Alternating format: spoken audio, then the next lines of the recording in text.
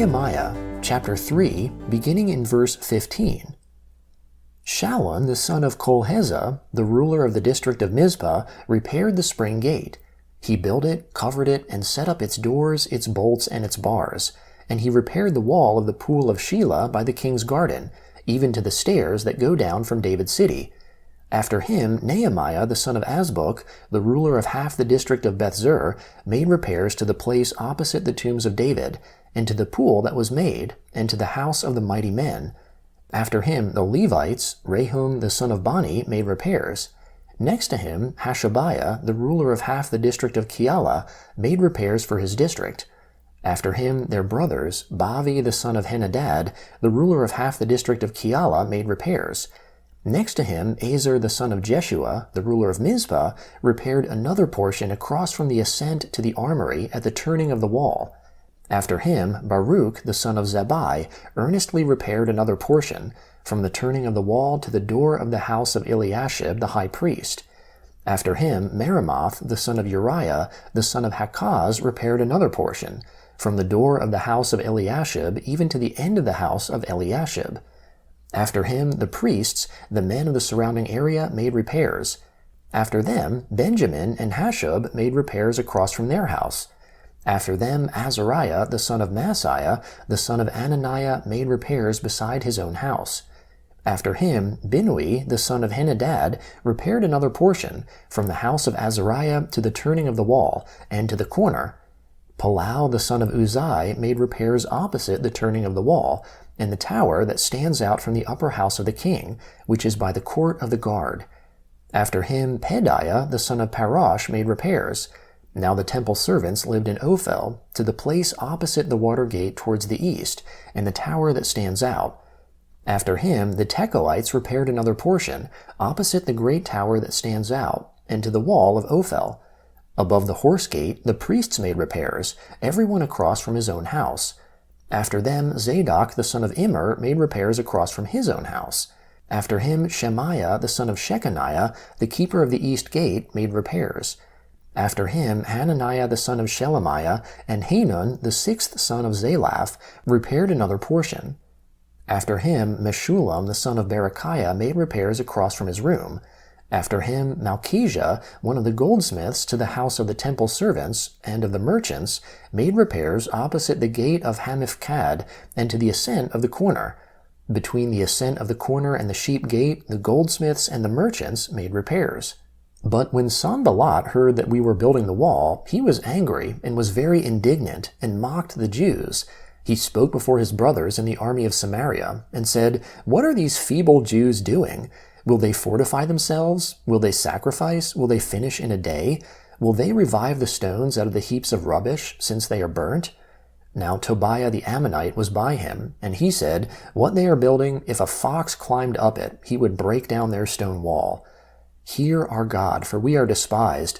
Turn back their reproach on their own head. Give them up for a plunder in a land of captivity. Don't cover their iniquity. Don't let their sin be blotted out from before you, for they have insulted the builders." So we built the wall, and all the wall was joined together to half its height, for the people had a mind to work. But when Sanballat, Tobiah, the Arabians, the Ammonites, and the Ashdodites heard that the repairing of the walls of Jerusalem went forward, and that the breaches began to be filled, they were very angry, and they all conspired together to come and fight against Jerusalem, and to cause confusion amongst us.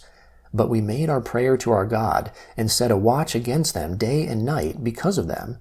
Judah said, "The strength of the bearers of burdens is fading, and there is much rubble, so that we are not able to build the wall." Our adversary said, "They will not know or see until we come in amongst them and kill them, and cause the work to cease." When the Jews who lived by them came, they said to us 10 times from all places, "Wherever you turn, they will attack us." Therefore I set guards in the lowest parts of the space behind the wall, in the open places. I set the people by family groups with their swords, their spears, and their bows. I looked and rose up and said to the nobles, to the rulers, and to the rest of the people, "Don't be afraid of them. Remember the Lord, who is great and awesome, and fight for your brothers, your sons, your daughters, your wives, and your houses." When our enemies heard that it was known to us, and God had brought their counsel to nothing, all of us returned to the wall, everyone to his work. From that time forth, half of my servants did the work, and half of them held the spears, the shields, the bows, and the coats of mail, and the rulers were behind all the house of Judah. Those who built the wall and those who bore burdens loaded themselves. Every one with one of his hands did the work, and with the other held his weapon. Amongst the builders, everyone wore his sword at his side, and so built.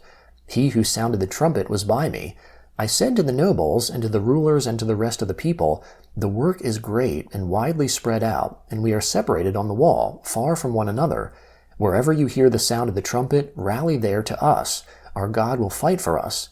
So we did the work. Half of the people held the spears from the rising of the morning until the stars appeared. Likewise at the same time I said to the people, let everyone with his servant lodge within Jerusalem, that in the night they may be a guard to us, and may labor in the day. So neither I, nor my brothers, nor my servants, nor the men of the guard who followed me took off our clothes. Everyone took his weapon to the water. Then there arose a great cry of the people and of their wives against our brothers the Jews. For there were some who said, we, our sons and our daughters, are many. Let us get grain, that we may eat and live. There were also some who said, we are mortgaging our fields, our vineyards, and our houses. Let us get grain because of the famine. There were also some who said, we have borrowed money for the king's tribute, using our fields and our vineyards as collateral. Yet now our flesh is as the flesh of our brothers, and our children as their children. Behold, we bring our sons and our daughters into bondage to be servants, and some of our daughters have been brought into bondage. It is also not in our power to help it, because other men have our fields and our vineyards. I was very angry when I heard their cry and these words. Then I consulted with myself, and contended with the nobles and the rulers, and said to them, you exact usury, every one of his brother. I held a great assembly against them. I said to them, we, after our ability, have redeemed our brothers the Jews that were sold to the nations, and would you even sell your brothers, and should they be sold to us? Then they held their peace, and found not a word to say. Also I said, the thing that you do is not good. Shouldn't you walk in the fear of our God because of the reproach of the nations, our enemies? I likewise, my brothers and my servants, lend them money and grain. Please let us stop this usury. Please restore to them, even today, their fields, their vineyards, their olive groves, and their houses, also the 100th part of the money, and of the grain, the new wine, and the oil, that you are charging them. Then they said, we will restore them, and will require nothing of them. We will do so, even as you say. Then I called the priests, and took an oath of them, that they would do according to this promise. Also I shook out my lap, and said, so may God shake out every man from his house, and from his labor, that doesn't perform this promise. Even may he be shaken out and emptied like this. All the assembly said Amen, and praised the Lord. The people did according to this promise. The first letter of Paul to the Corinthians, chapter 7, beginning in verse 25. Now concerning virgins, I have no commandment from the Lord, but I give my judgment as one who has obtained mercy from the Lord to be trustworthy. Therefore I think that because of the distress that is on us, it's good for a man to remain as he is. Are you bound to a wife? Don't seek to be freed. Are you free from a wife? Don't seek a wife. But if you marry, you have not sinned. If a virgin marries, she has not sinned.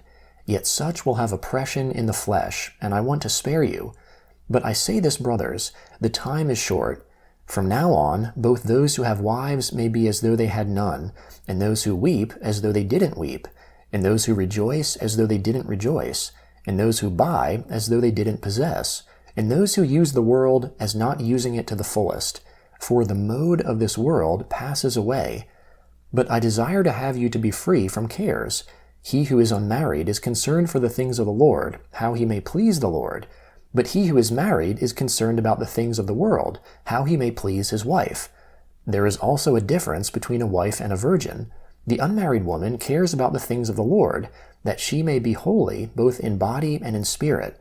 But she who is married cares about the things of the world, how she may please her husband.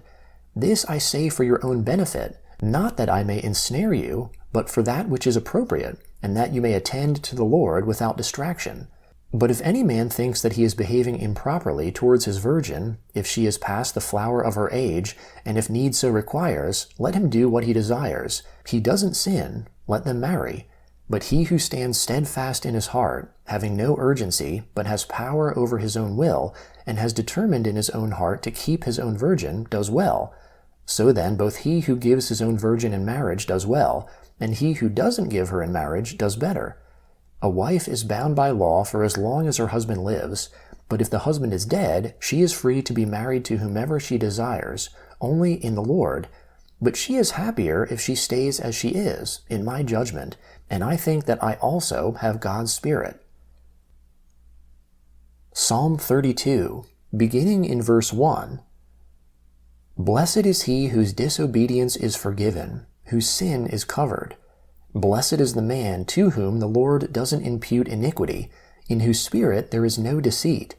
When I kept silence, my bones wasted away through my groaning all day long. For day and night your hand was heavy on me. My strength was sapped in the heat of summer. I acknowledged my sin to you. I didn't hide my iniquity. I said, I will confess my transgressions to the Lord, and you forgave the iniquity of my sin. For this, let everyone who is godly pray to you in a time when you may be found. Surely when the great waters overflow, they shall not reach to him. You are my hiding place. You will preserve me from trouble. You will surround me with songs of deliverance. I will instruct you and teach you in the way which you shall go. I will counsel you with my eye on you. Don't be like the horse or like the mule, which have no understanding, who are controlled by bit and bridle, or else they will not come near to you. Many sorrows come to the wicked, but loving kindness shall surround him who trusts in the Lord. Be glad in the Lord, and rejoice, you righteous. Shout for joy, all you who are upright in heart.